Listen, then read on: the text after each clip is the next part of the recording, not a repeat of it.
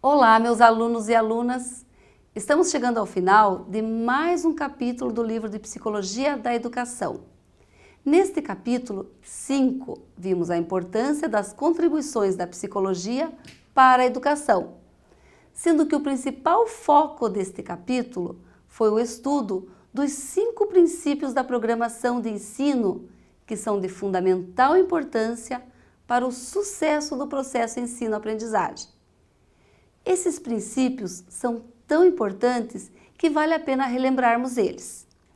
Princípio dos pequenos passos, princípio do ritmo individual, princípio da resposta ativa, princípio do feedback imediato e princípio de avaliação do procedimento de ensino.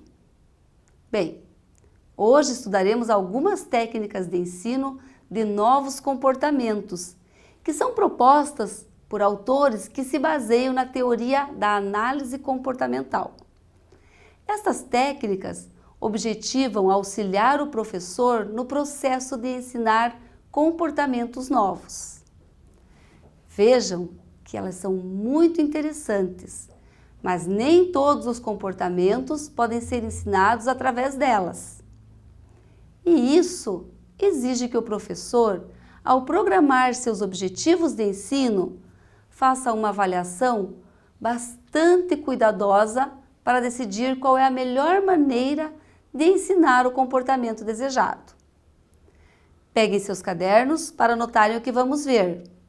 Na aula de hoje, vamos estudar 3 técnicas de ensino muito importantes para a aprendizagem de novos comportamentos. São elas: encadeamento de trás para frente ou encadeamento reverso, modelagem, transferência de estímulos ou atenuação. Vamos agora procurar entender como se coloca em prática cada uma destas técnicas. Encadeamento de trás para frente ou encadeamento reverso, modelagem, transferência de estímulos ou atenuação. Sugiro que anotem as características dos procedimentos que vamos estudar, porque eles serão muito úteis no decorrer da vida profissional de vocês. O primeiro procedimento que vamos ver é o encadeamento de trás para frente ou reverso. Esse procedimento consiste em ensinar passo a passo a apresentação de um comportamento. Sim, até aqui está claro. Mas por que o nome encadeamento de trás para frente? A técnica tem este nome justamente porque consiste em ensinar primeiramente o último passo, depois o penúltimo, o antepenúltimo e assim por diante. Vejam este exemplo. Para ensinar Caio, um menino com desenvolvimento atípico, a vestir as calças, a tarefa foi dividida em 7 etapas. Foi realizada, então, uma avaliação de linha de base para determinar o tipo de deixa necessária para Caio corretamente executar cada etapa. A seguir, foi iniciado o treino, começando pela última etapa, que seria o fechamento do zíper da calça. Quando Caio já havia aprendido isso, o professor iniciou com ele a etapa 6 e o ensinou a terminar a cadeia a partir dessa etapa.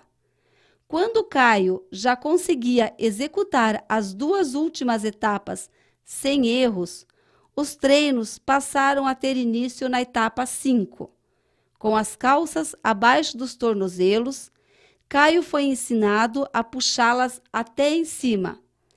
Executar a etapa 6 fornecia o estímulo para executar a etapa 7.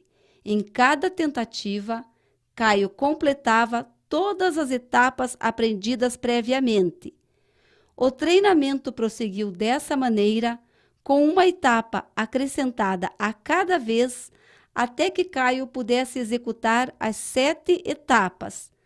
Durante todo o treinamento, etapas individuais executadas corretamente eram reforçadas com elogios e a finalização da etapa 7, em cada tentativa, era seguida por um reforçador comestível. Conseguiram compreender com o exemplo mostrado como se dá a técnica do encadeamento de trás para frente? Mas devem estar se perguntando: em que essa técnica é eficaz? Qual o seu real benefício para a aprendizagem de novos comportamentos? Me acompanhe. Podemos dizer que este procedimento é válido para desenvolver novos comportamentos, citando pelo menos 2 aspectos relevantes da técnica. Em primeiro lugar, ao apresentar a última etapa de um comportamento mais geral, o aprendiz finaliza uma sequência de comportamentos, e isso faz com que fique sob controle da consequência natural daquilo que está aprendendo. Outro aspecto relevante relacionado a esta técnica está relacionada com a situação com a qual o aluno lida ao apresentar a última etapa. O encadeamento de trás para frente ou reverso é muito usado em numerosos programas, incluindo o ensino de vários comportamentos, como se vestir, se arrumar, trabalhar e comportamento verbal para indivíduos com desenvolvimento atípico. Muito bem, já vimos a primeira técnica chamada de encadeamento de trás para frente ou reverso. E agora vamos conhecer a segunda técnica, denominada modelagem. O procedimento da modelagem é bastante utilizado em situações de ensino e é muito interessante para o desenvolvimento de novos comportamentos.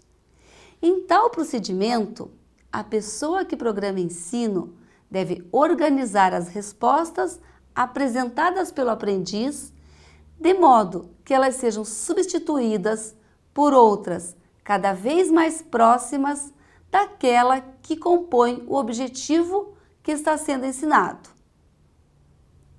Para explicar esta técnica, Skinner, grande expoente da análise comportamental, utiliza a comparação com uma porção de argila, que pode ser moldada e modificada em estágios sucessivos até atingir determinada forma, que é diferente da inicial, formando um novo objeto. O mesmo também pode ocorrer com o comportamento humano. É sempre possível aperfeiçoá-lo em estágios sucessivos. É importante compreender que a modelagem é uma estratégia muito utilizada para treinar comportamentos eficientes. O coach estimula seu cliente a observar o comportamento de pessoas eficientes em seu próprio local de trabalho ou em seu círculo de relacionamentos, com a intenção de identificar elementos que ele seja capaz de moldar, adaptando-os para seu próprio uso. Assim fica mais fácil a compreensão do conceito de modelagem. Estão anotando tudo aí? Já vimos 2 técnicas: encadeamento de trás para frente e modelagem. Agora vamos aprender sobre a terceira técnica para o ensino de novos comportamentos. Esta técnica, denominada transferência de estímulos ou atenuação, consiste em um procedimento para facilitar a aprendizagem, constituído pelo manejo do estabelecimento da relação entre um estímulo e uma resposta. E esse estímulo vai sendo gradualmente substituído pelo professor por outros cada vez mais semelhantes àqueles com os quais o aprendiz irá lidar no cotidiano. Vamos entender melhor este conceito com um exemplo. Digamos que um professor precisa facilitar a aprendizagem de leitura. Observem que, em primeiro lugar, o professor apresenta letras grandes e coloridas, escritas em cartolina, Depois, apresenta as sílabas separadamente. E à medida que a criança vai apresentando o comportamento de ler, o professor vai substituindo os estímulos por outros cada vez mais semelhantes àqueles encontrados no cotidiano, como livros, revistas, jornais. Temos mais um exemplo para explicar esta técnica. Vejamos o professor que pretende ensinar o comportamento de escrever as letras do alfabeto. Primeiramente, ele vai apresentar as letras tracejadas para o aluno passar o lápis por cima. A cada nova atividade, o professor deve apresentar os tracejados cada vez mais espaçados ou mais fracos, até que a criança seja capaz de escrever as letras sem nenhuma ajuda. Vocês perceberam como essas técnicas já são muito utilizadas no dia a dia de uma sala de aula? Fazemos uso delas e muitas vezes não sabemos seus nomes ou quem as criou e quanto tempo pesquisou para desenvolvê-las. Mas continuando, não podemos esquecer um detalhe muito importante. Antes de decidir pelo uso de uma ou de outra técnica, o professor deve estar muito atento ao comportamento que deseja ensinar, pois para cada comportamento existe uma técnica mais adequada. Para saber mais a respeito de modificação de comportamento, sugiro que leiam o livro Técnicas de Modificação do Comportamento aplicado ao atraso no desenvolvimento, de Emílio Ribes Inesta, publicado pela editora EPU de São Paulo em 1980. Conforme vocês puderam observar no decorrer deste capítulo, o conhecimento produzido acerca do que chamamos programação de ensino é uma das mais valiosas contribuições da psicologia para a educação e que pode auxiliar o professor de maneira significativa em seu trabalho, favorecendo o desenvolvimento do processo de ensino-aprendizagem. Vamos relembrar alguns aspectos vistos neste capítulo que vocês devem gravar muito bem. Eu sugiro que tomem nota. O que deve ser ensinado às pessoas não são conteúdos, mas comportamentos. E o nome que damos a tais comportamentos podem ser objetivos de ensino ou comportamentos objetivos. Outra questão que deve ficar muito bem gravada é a de que o educador deve propor os objetivos de ensino sempre a partir de necessidades sociais ou aspectos com os quais os aprendizes terão que lidar na realidade em que vivem. Não se deve ensinar algo que não tenha relação com a realidade do aprendiz, tendo como único objetivo a obtenção de notas em provas escolares. O objetivo maior da programação de ensino é contribuir para uma educação que capacite os aprendizes a melhorarem o mundo onde vivem. Vocês viram como a psicologia e a educação podem e devem caminhar juntas? A educação precisa da psicologia, pois a aprendizagem e o desenvolvimento humano caminham juntos, compreendendo-se assim como a criança se desenvolve e como o processo de aprendizagem ocorre. Bem, finalizamos mais uma aula e chegamos ao final de mais um capítulo do livro da disciplina de Psicologia da Educação. Conhecemos o trabalho da educadora Carolina Bori e sua grande contribuição para o avanço das técnicas de ensino no Brasil. Entendemos o que vem a ser programação de ensino para os analistas do comportamento e vimos algumas técnicas e conceitos que com certeza serão bastante utilizados por todos vocês no decorrer da carreira profissional.